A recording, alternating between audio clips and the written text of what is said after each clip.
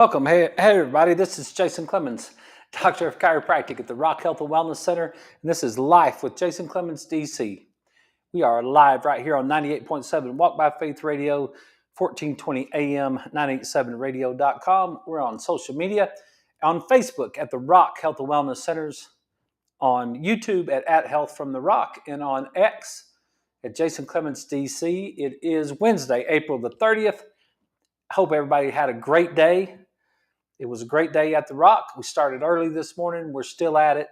And now we have the opportunity to visit with you and talk about some health and wellness, talk about what's going on at the Rock, talk about what's going on in Lubbock, talk about what's going on in the world. Man, there's some interesting things going on out there in the health and wellness world. We've got some movers and shakers working on things in Washington, D.C., and they're starting to expose some of the things that are going on out there. I'm not ready to quite break it down. Maybe tomorrow night we'll get into some of it. But that's one of the things I did here last week was about COVID and the COVID vaccine, and how they have no way to know what kind of dosage you're going to get when you get a COVID vaccine. Like that, when they inject you with it, the amount of antibodies that you produce or whatever is there's no way to measure it. So you inject it, and you could still be 4 years later still making antibodies from that same thing. So I don't have enough information on that to break that down all the way. So I'm not going to go over it tonight. But there has been some really cool stuff. There's just been some information about that. What we'll find out eventually is we'll find out that being healthy is your best option, right? Everything else is you've got side effects that you have to deal with. There are issues out there that you have to deal with, and so the best thing you could possibly do for yourself is to be healthy, and that's what we talk about on this show. Now, I've got several different things I want to talk about tonight, just different topics. I want to move down. Last night we talked about the knee, and one of the main things I want to talk about tonight is the ankle, but it's not going to take the whole show to talk about the ankle. So there's a couple of other things that I'd like to talk about as well. And I thought this is really cool. This is, I've got, let's see, I've got a patient that, if I can get to it, no, hang on. They're gonna mess up the article here. No, got a patient that sends me articles, and it's really cool what he sends. And so he sent me this one this week, and maybe we'll be able to share it. It comes from the Transmitter. I don't really understand what the Transmitter is, but this was the article. It's just, I guess, some sort of newspaper or magazine or something like that. But the name of the article is Mitochondrial Landscapes Shift Across Human Brain.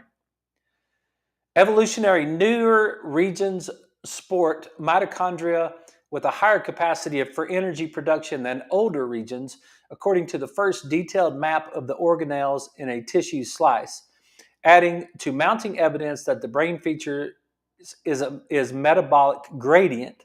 Now, don't get upset with the evolutionary part of the whole thing, but what it's trying to say, let's get into it. I just want to read some of this to you because it's really cool. It's really cool when you get these type of articles and you're able to see what we're doing with our health and why it matters. Because sometimes it's like when we say, you should take your fish oil, and it's like, I don't even understand why you're saying that. Like, it's not that big a deal. And I'm like, okay, well, it protects your mitochondria. Then your mitochondria produce the power to your cells and the power to your brain. And when you turn off the power, your cells die. And if enough cells die, tissues die. And if enough tissues die, the organ dies. And if your organs die, your organism dies. You're right? So this article says, this was written by Claudia Lopez Loreda. I tried that. Number of mitochondria and their functions vary across brain regions and cell types, according to Mito Brain Map, the first detailed atlas of the cell's energy factories. The map, derived from a biochemical and molecular analysis of mitochondria in adult human brain tissue, reveals a heterogeneous bioenergetic landscape that was hidden in previous neuroimaging studies, says Martin Picard, Associate Professor of Behavioral Medicine at Columbia University, who, hang on, I got cut off from the radio. 1 second. Sorry about that. On the radio, it looked like we got cut off there for a second. But this is Associate Professor of Behavioral Medicine at Columbia University in New York. Until now, neuroscientists tapped PET or MRI, PET or MRI, to try to understand mitochondria biology throughout the brain. But these imaging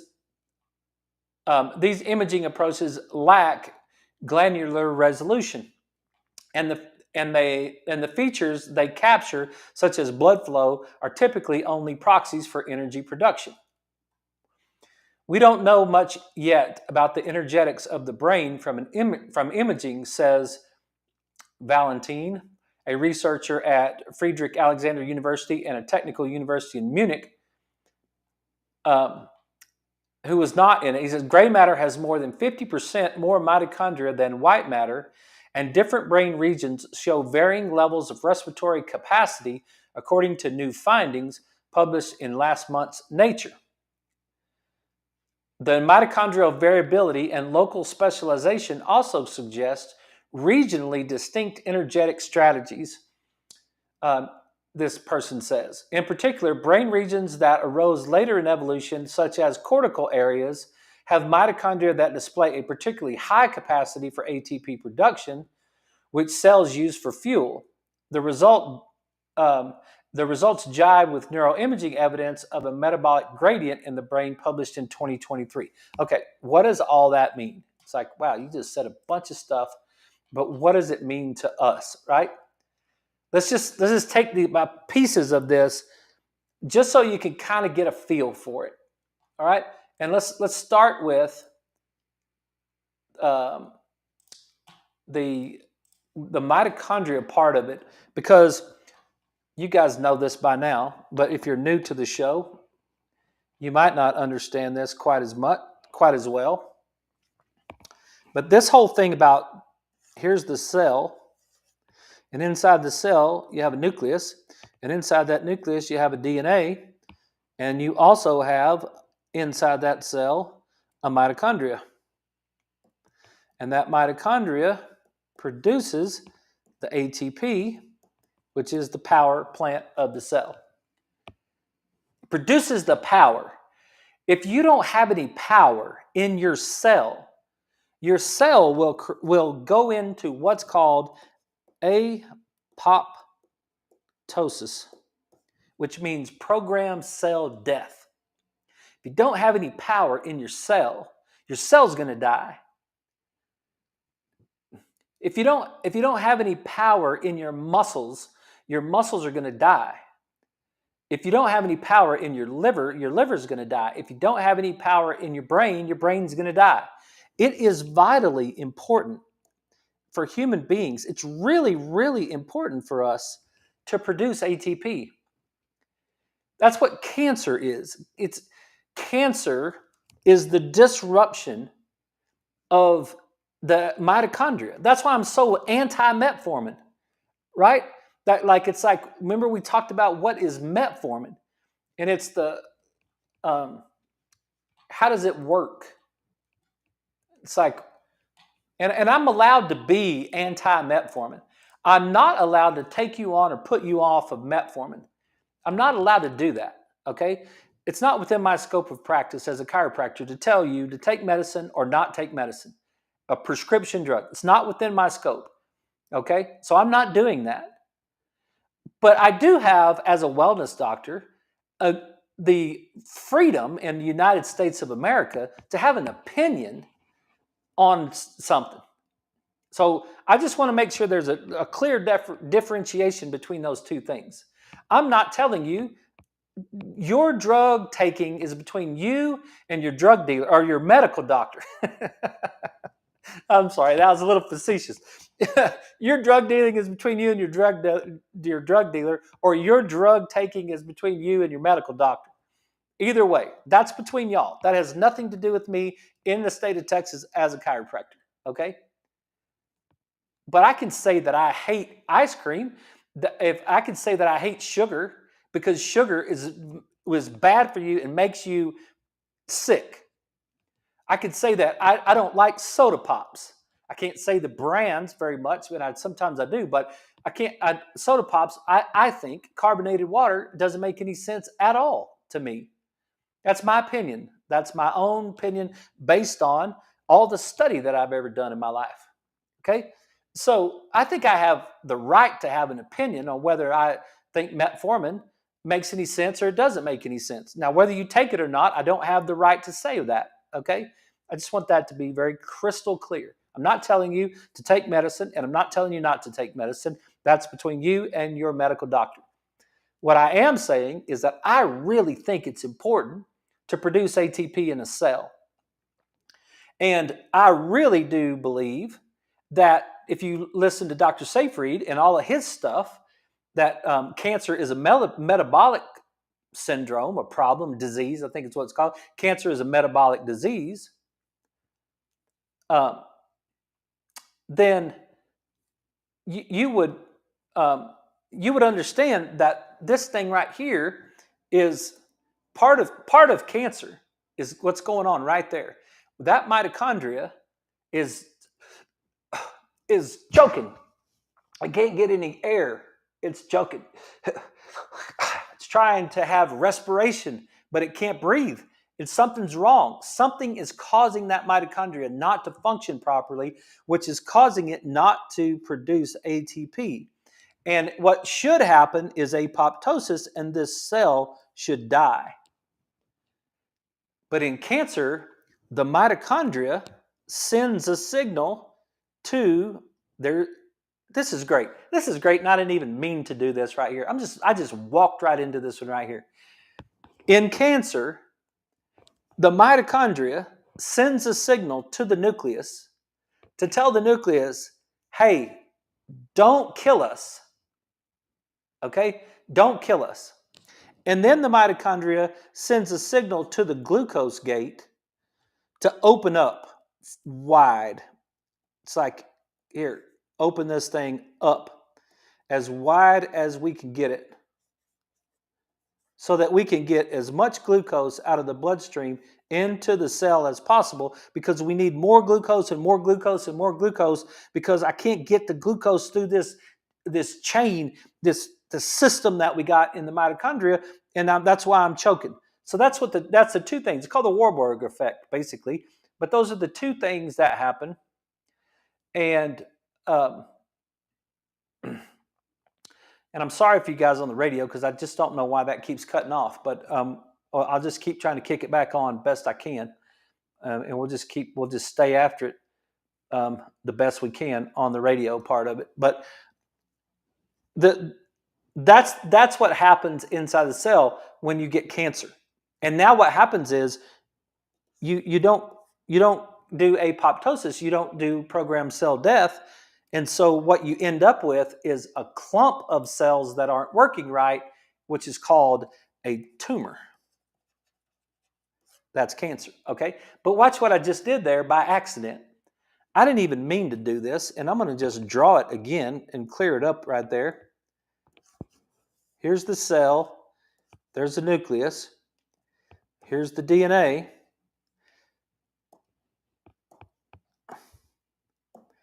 Here's the mitochondria.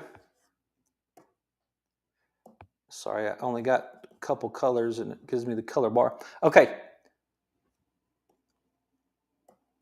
The mitochondria sends a signal to the DNA, to the nucleus, to tell it, do not do apoptosis. Don't kill us.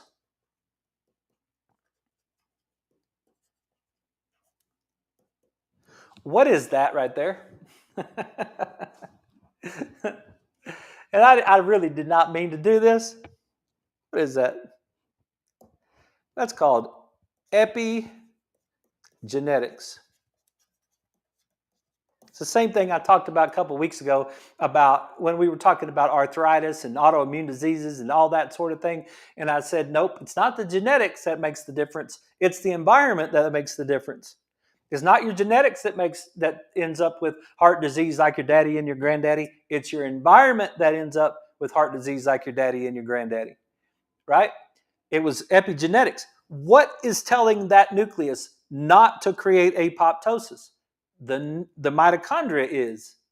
So what does the cell do? It doesn't create apoptosis. Why? Because the environment upon the nucleus told it, don't do that. Don't kill us. We're just trying to breathe. That's epigenetics. That's exactly what I'm saying. That what expression? Remember when we went through that whole thing the other day? And then what expression did we get? Oh man, I didn't mean to do this one either. What did we do? We inhibited apoptosis. That was the expression. We inhibited. We kept it from happening. We suppressed it. We suppressed apoptosis. In this particular case, the inhibition is bad for us. I know I said healthy people inhibit, but in this particular case, that it's like, well, not exactly, because what should have happened when the mitochondria malfunctioned is the cell should have killed itself, but it doesn't. So it's being told not to by the environment that's upon it, which is exactly why the mitochondria malfunctioned in the first place, is because the environment upon the cell, if we go out just a little bit further and we look at the environment upon the cell, now the environment upon the cell is incongruent with health. And so what's happening to the cell inside is like, I'm trying to adapt, and I can't adapt, okay? And I wasn't even meaning to talk about epigenetics and inhibition like we've been talking about. I was just simply trying to say how important I think it is for us to make ATP.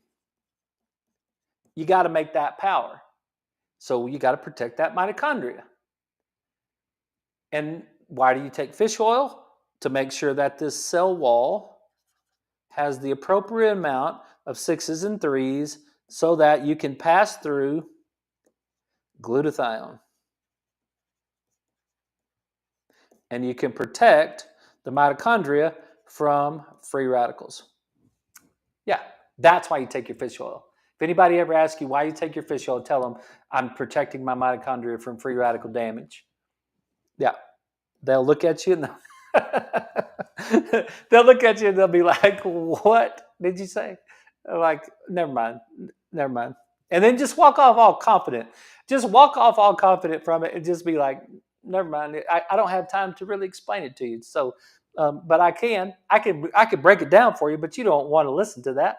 So anyway, all right, there's the ATP, there's the mitochondria. What does the article say? And I promise y'all, I have not been drinking alcohol today. But it's kind of cool. It's kind of cool when you learn stuff, right? It's kind of cool when you actually study things and you put them all together from a health and wellness standpoint, and you just see the whole picture. The whole picture just opens up, and then you can be like, gray matter has more than 50% more mitochondria than white matter, and different regions show varying levels of respiratory capacity, according to the new findings published in last month's Nature. The mitochondrial variability and local specialization also suggest regionally distinct energetic strategies. Was it regionally distinct, different levels of energy inside the brain? In particular, brain regions that arose later in evolution, don't worry about that sentence, look at the next one, such as cortical areas, have mitochondria that display particularly high capacity of ATP production, which cells use for fuel. The cortical areas, the prefrontal cortex, right? The frontal lobe, the motor cortex, the sensory cortex. These areas of these cortical regions of the brain have more energy capacity because they're supposed to work. That's what the article says to me. It's like, that's cool. It's like, wait a minute. I'm built that way. I'm built to function that way. One of my patients today, they were being a little facetious too, but they asked me, how come President Trump doesn't fall over when he walks? Because he's leaning forward. What could he do to straighten himself back up? And you know what my answer was? Fire his frontal lobe. Like, that's the whole extensor thing we were talking about over the last couple of nights. It's that psoas that's tight, and that balance that's going forward, and that head forward posture. It's like, that's what's going on, right? He's 80 years old or whatever. And what's happening? His head's going forward and he's leaning forward. And the reason he's leaning forward is because he's not inhibiting his flexors and he's not going into extension. And that's all happened in these cortical regions, which just happen, according to the article, they just happen to have more mitochondria in those regions. Now think about that. Because when I read the paragraph, I don't pay any attention particularly to the sentence that says, in particular, brain regions that arose later in evolution. I don't really pay any attention to that. I pay attention to the next sentence, such as cortical areas. And I think to myself that innate intelligence, the power of God inside my body, put more mitochondria in that particular area. What it's saying is that there's more mitochondria in the cortical areas of the brain than in the anxious, immature lower areas of the brain. Because what I really should be is mature. I should reach maturity, right? Something like that in Ephesians 4, right? Till we all reach the knowledge and the maturity, like the whole thing. And so what we have inside of our brains is we have an area that has to do with all of this movement and sensory and motor and memory and the maturity and the executive function that is designed by the innate intelligence, by the maker of the universe, to have more power in it. It's designed to have more power. Maybe part of the reason we can't function properly is because we don't have enough power in those cells any longer. Maybe the reason after a while that we start to lose our capacity as we get older is because we're not firing those cells and we're not getting the power plant going. The mitochondria is getting disrupted for some reason. The toxins and the things in the environment and whatever is the lack of ratio that's right and the lack of nutrients, I guarantee you it's going to come down to two things. It's going to come down to fuel and activation. We are having a conversation today, and we said something. Yeah, we were talking about being 93, and this person's 67, and they were talking about, well, 93, like, well, it was the same person I was having the conversation with President Trump, and it was like, well, when you get to be 80, and I said, well, I hope I get to be 80, right? My goal is 113, and she was like, well, yeah, well, by the time you get to be 80, you're going to be in way better shape. And I said, well, I sure hope so. And then she said, well, I'll be long gone by then. And I was like, well, how old are you now? And she's like, I'm 67. And I'm like, well, it's only 13 years older than I am. So when I'm 80, you'll be 93. And she said, well, I don't even know if I'll be around when I'm 93. And then her husband was there and he said, I don't even know if I want to live that long, 113 or whatever. That's my goal. And I was like, yeah, but you're 67. Do you want to live to 68? And she's like, well, yes. And I said, well, when you get to be 68, will you want to live to 69? And she's like, yes. And I'm like, then why would you, when you're 70, not want to live to 80? And if you're 90, why wouldn't you want to live to 91? And if you're 99, are you saying that you don't want to live to be 100? Like, if you're still functioning well, what? And then it's like, why not? And then from 67 to 93, I was like, that's quite some time from now, right? It's like, whatever that is, 67 to 93, 26 years. That's like a whole new career. Like, what are you going to do for the next 26 years of your life? What if I'm 93 and I'm still doing this radio? This radio show. You think we'll get anything covered by the time I'm 93? Yeah, surely we'll improve it by then, right? Anyway, that's the article. That ate up the whole first half of this show. When we get back, you guys stick around. When we get back, we're going to talk about the ankle. We're going to just drop down from the knee that we talked about yesterday. Probably won't take us the whole time. We may come back to some of this stuff. I may explain metformin one more time, and then. But I do want. I think the ankle will be cool. We'll talk about the movement of the ankle and some of the pro. We talked a little bit about pronation and supination last night, but I think we could talk a little bit more about it. So, you guys stick around. This is Life with Jason Clemens, DC, and we'll be right back right after these messages.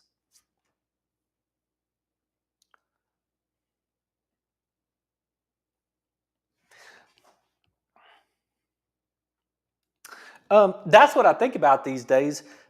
When I was working out yesterday morning, and we were doing the sit-ups after we rode the bike. We were doing the sit-ups and the push-ups, and I was getting off the floor. I was thinking about, at what point am I not going to be able to get up off the floor, and when am I going to lose that capacity to get up off the floor? And I was like, I don't know. Like, if I continue to get up off the floor every single day, and I get down and I get up and I get down and I get up and I get down and I get up, and I do that this month, and then I do that next month, and then I don't get up and down every single day, but I got up and down several times today. And it's like, I think if I keep practicing that and keep practicing that and keep practicing that, it makes sense to me that I might be able to continue to do that when I'm 80. Like, I'll just that's 27 years from now, 26 years from now. So I'll just keep going, and then I'll just get up, and then I'll get up the same way. I'll keep my body working, and then when I'm 90, because at some point what happens is you stop doing that, right? Like, you stop doing that, and then time goes by, and then you try to do it, and you can't do it because you had stopped doing it. I think if you just keep doing it every single day, the chances that you'll continue to do it way, way, way into old age, they have to increase. I mean, that makes sense, right? If we keep working out, we keep walking, we keep doing those things, we keep staying away from those toxicities, we keep taking our fish oil, and we keep doing those things that protect that mitochondria, I think that mitochondria is really supposed to last for a long time. I don't think we're supposed to be, and I know for dang sure we're not supposed to be chronic diseased. You realize that, right? We're on the break right now, so we're just waiting on the commercials to finish. But you realize, according to Dr. Chestnut, he says this when we do our Eating for Health class, there's no genetics on those chromosomes right there that code for chronic disease. Your epigenetics doesn't tell your genetics to make chronic disease. It's not how it works. Chronic disease comes from your alarm, adapt, fatigue, illness, your inability to adapt. It's your inability to adapt. Unadapted physiology is what it is. In the medical world, they call unadapted physiology pathology, disease. You weren't able to adapt to your environment because your environment was incongruent with health. Hey everybody, we're back. This is Life with Jason Clemens, DC, and we are we're just messing around for that first half of the show, but we're gonna get into for the rest of the show. I just want to drop down for a minute and we talked about the shoulder on Friday. We talked about the knee last night. We probably ought to get into the hip here before too long, but I thought we would just there was a couple more slides on this that we kind of glanced over because we were running out of time last night. And I thought we might just kind of go back over them and see if we could talk about the ankle. Because I think there's some cool things to talk about. Yeah, we talked about we didn't really talk about the hip too much. Maybe if we finish the ankle, we'll come back and talk about the hip. But yeah, we can use those two slides right there. So we talked about pronation and supination, right, last night. So we did talk about foot function to a certain extent last night. I think the biggest thing to understand about your foot, I actually had this conversation last week. It was interesting. It was really interesting. There was a high stress level event in a person's life, and the high stress level event, the person made the comment to me that their feet grew after that. It was like all of a sudden their feet grew and their shoes were too small. And I was like, well, I'll just present for your consideration that at 60 something years old, I don't think your feet grew. I think what happened is you lost your arch. Like your foot has an arch, and the arch is held up by the muscles which goes into the tendons and the ligaments of the foot. And there's a certain amount of tone. There's a certain amount of resting muscle tone that your entire body has. So we know this. We just don't. We might not have ever had it explained to us before. But in order for me just to sit up straight, in order for me to have my head up. Like if I was to just completely relax right now, I would just fall over, right? If I passed out, I would just fall off this stool and hit the floor, right? So I've got to have a certain amount of muscle tone to sit up straight, which means I have to have a certain amount of contraction. I've got to have a certain amount of muscle contraction in order to sit up straight. And we know from our show this week that those are extensor muscles, right? I've got to be able to fire the extensor muscles. But I have a resting amount of tone anytime that I'm standing up. So anytime, even when you're sitting down, really anytime that you're alive, right? Just hold my hands up, right? Like just have my shoulders. So the brain is always connected to the muscle.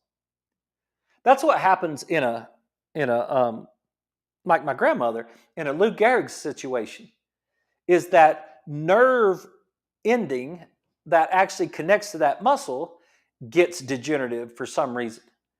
Yeah, and I think it's because the immune system attacks that thing, and that's why we got to keep our immune system low, but I don't know that for sure. But then you don't have the ability to move your muscles, and then everything just kind of goes down, right? Okay, when we're talking about the foot, you may not have ever thought of it before that your brain is holding up your arch.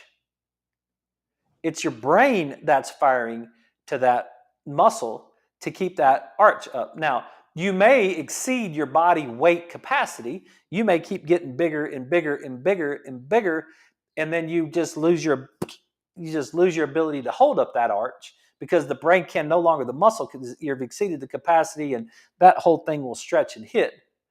But for the most part, the most of us, but when you have that arch in your foot, then obviously your foot is shorter. Your foot would be shorter. And if you lose that arch and your foot becomes flat, now your foot becomes longer. That makes sense, right? It's like we lost it, so now it comes flat, and now our foot becomes longer. Now it's going to appear that our foot grew, because if we measure our foot and there's no arch in that foot, then all of a sudden everything's flat and it looks like you wear an 8.5 instead of an 8 or whatever, right? Okay, in this particular case, it was secondary to the stressful event in the life. It's like we didn't, and when I said it was like, that's interesting.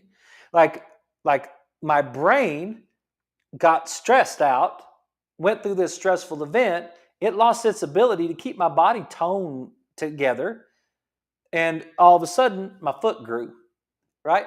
So you might want to think about your feet starting in your brain. And I had this conversation today too, because I'm taking care of a lady that we're working on one of her feet, and she's getting better, by the way. But we've been doing some things to help her feet, and I said something about. She said she was doing much better, and so, but I started with her brain, and then we worked on her foot. I said in chiropractic, we have some very heated discussions amongst chiropractors ourselves between whether or not you should start at the foot or you should start at the head.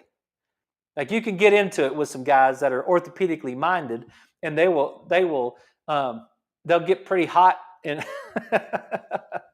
they'll get pretty hot and bothered about the fact that they're like, if that arch is not right and that foot's not right, then that whole thing's going to be screwed up all the way from the bottom to the top.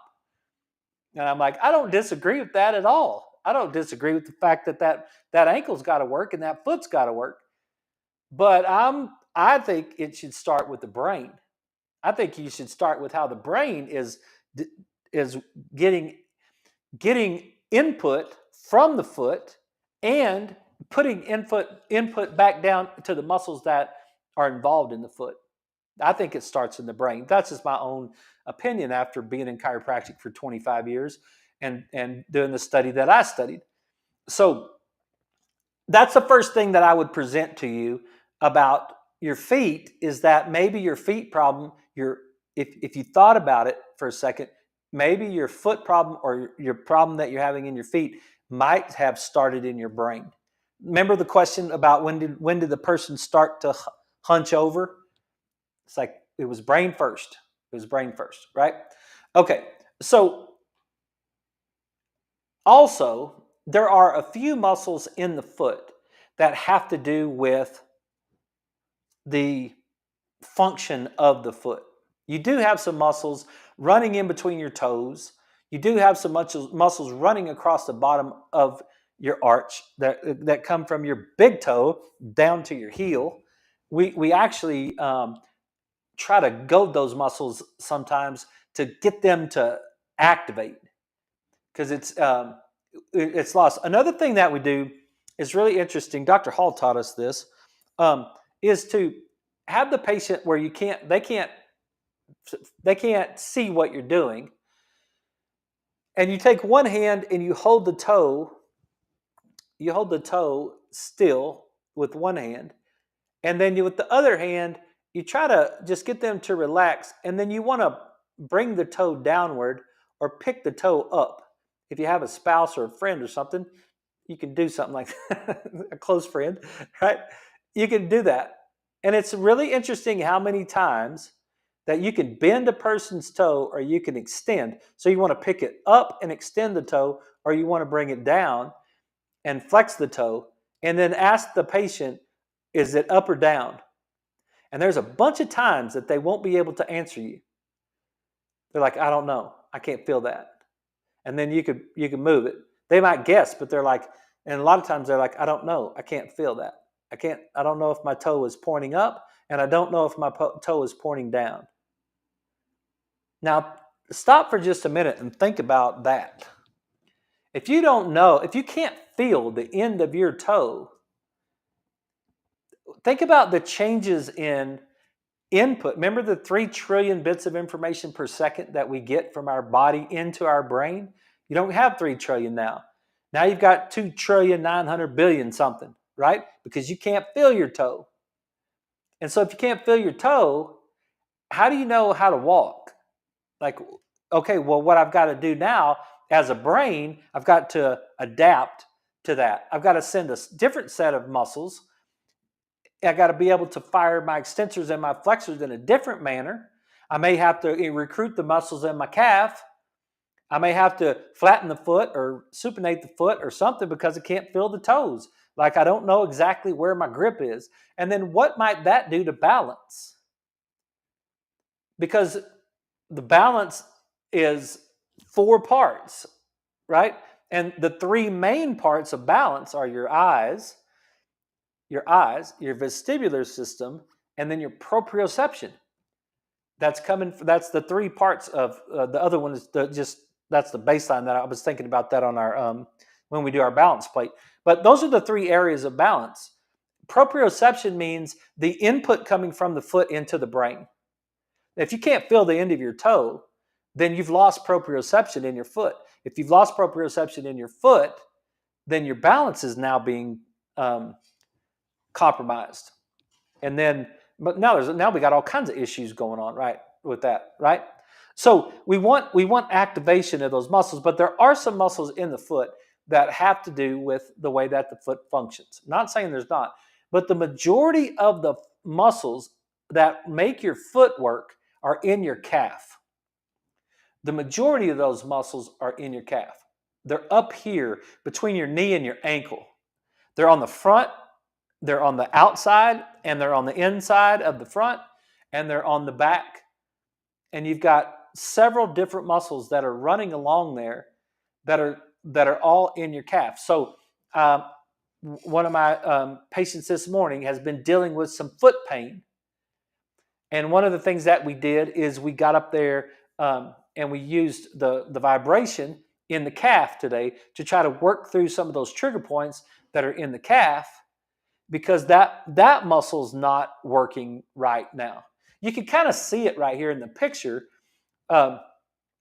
Is you could see the muscle belly, and then you can see the tendon that's coming all the way down and attaching to the foot. And so, and that tendon, some of them will come around the back of the ankle, some of them will come around the front, some around come to the inside of the ankle, they'll go to the bottom of the foot, and they'll hold all that together. It has a lot to do with how you pick up your toes, how you flex your big toe, extend your big toe, how you extend the rest of your toes and flex them. Those muscles are all attached up here in your calf. It's kind of like your hand.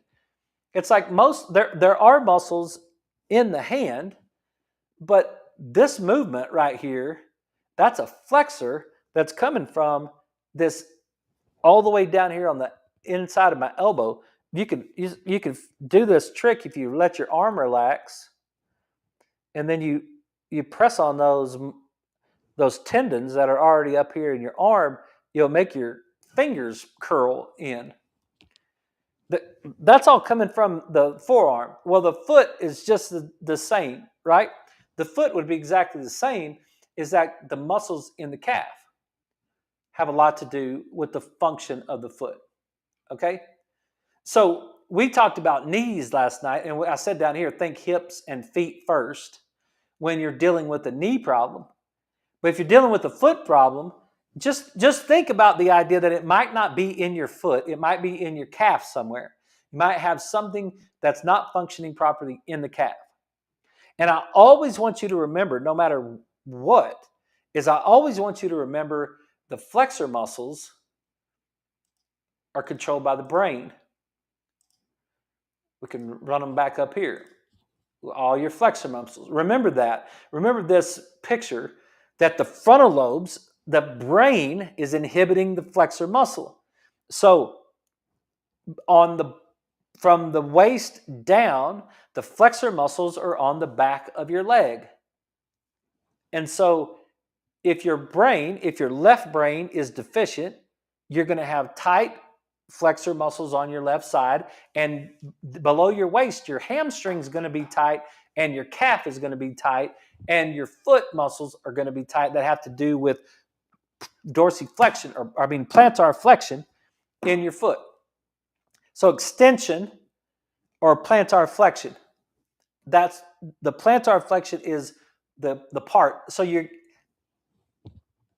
plantar fasciitis, foot problems, could be brain first, right? Could be brain first. And I know that that's not something that's taught to anybody on earth except for a few chiropractors and medical doctors, right? You don't think about that. You don't think about the fact that it's my brain and then all these flexor muscles that we talked about. But here's the ones I'm talking about right here in the calf. So your calf needs to be turned off in order for you to have proper tone in the entire calf. We gotta. How can I say that clearly? Maybe I could draw it better than I can say it.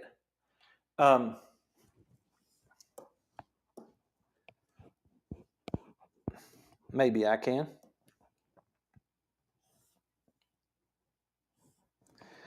If I have muscles on the back and I have muscles on the front, and I'm going to just call those flexors and extensors.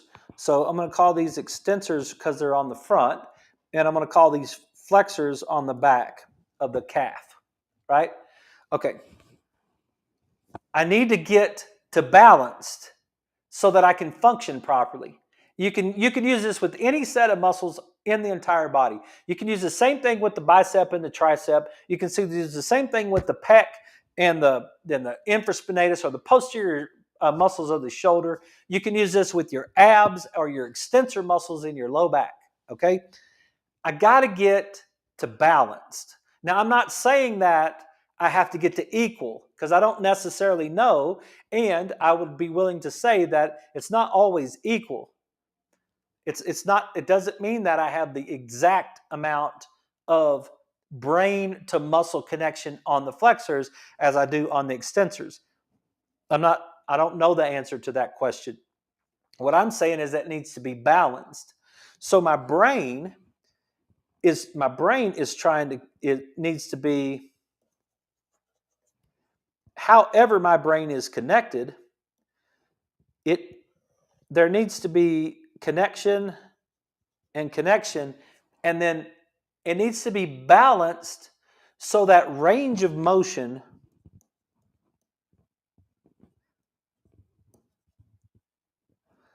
is starting at zero. It's like, where should I start from if I was starting from what they would call anatomical position?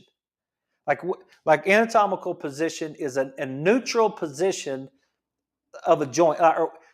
Let's call it a neutral position of a joint. It's not flexed and it's not extended. It's in a neutral position.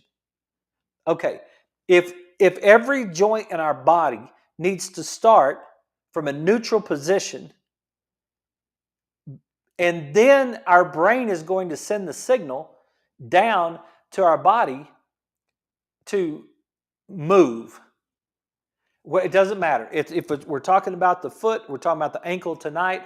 So what we need is, we need the flexors and the extensors to be balanced. Now remove. Now do whatever it is that you have to do. Now react to whatever it is that you have to react to. Now take a step off of a sidewalk. Now step up on a step. Now walk across the street. Do whatever it is you're going to do. Now do that from a position of balance, inflection, and extension.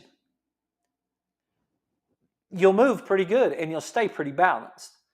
But if your brain's not working, then what happens is you've got an increased tone in your flexor muscles. So now the back part of your leg is already it's already in contraction just a little bit. It's a little bit tighter. You could try this. You could lay on your back and have someone stretch your hamstrings. Or you can stretch them yourself. Just put one leg out in front, kind of lean forward on one hamstring on the back of your leg, your thigh, and then switch legs and lean forward and on the other hamstring. And just, it's almost, I don't know, 90% of the time, a patient, when I'm stretching hamstrings, a patient, I don't do that as much anymore as I used to, but they would tell me, Doc, I don't understand why this side's so much tighter than that other side. It's like, why is this hamstring so tight and the other hamstring is not as tight? Well, I start with the brain, right? And so you can imagine if the back side of this calf is tighter, then what do we have basically happening to the foot joint? What What we have is it's slightly into flexion. If you step up on your toes, you flex your calves. That's why some women, I won't say all women, that's why some women like to wear high heels. They like to wear high heels because it makes their calves look good. And it makes their butt look good or whatever, right? It makes them, because their foot is in flexion right there. And when your foot's in flexion, your calves are in contraction. And so just now flip it over. Your calves are in contraction, and so your foot is in flexion. Now we're starting from a flex position instead of from a neutral position. That's really it's really the essence of the foot, is that I wanted to share about it. When I saw that slide, I just thought, no, I don't think people think about their foot being controlled by their brain. And it's like, make your brain work better, and you'll make your foot work better. Okay, hang on. Let me get back to that slide for a second.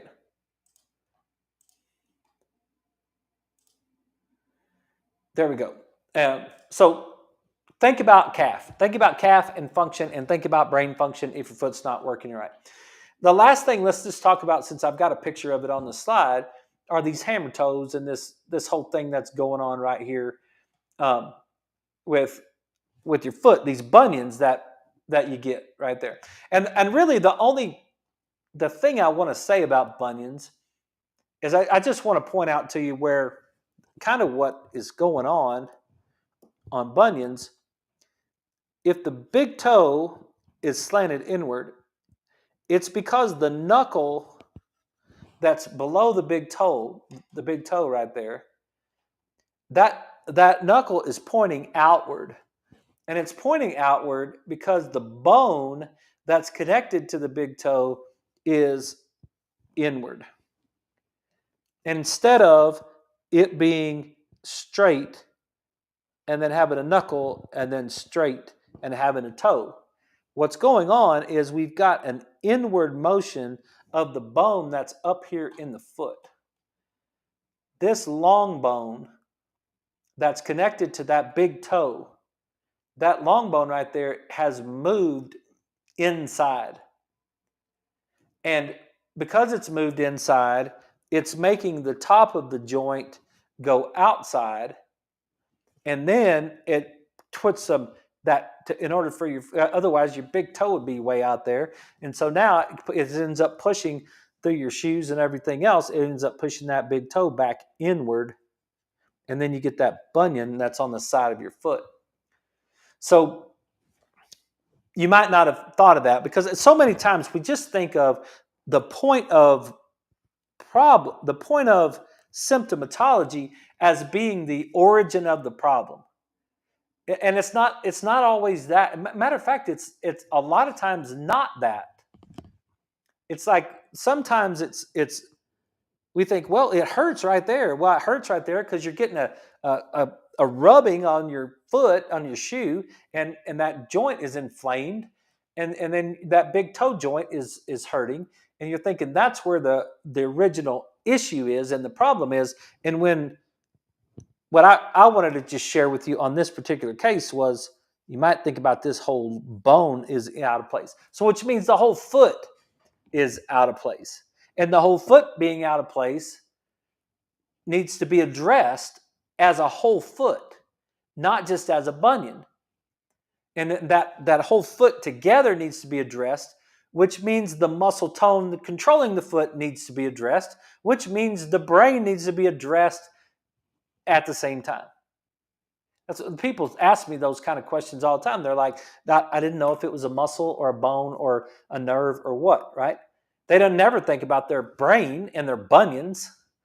They never think about the biomechanics of their entire gait and their bunions. They just think about their toe and their bunions down at the bottom. And you didn't even get to see that, I don't think, but might not even showed you that, but might have had the wrong thing up there.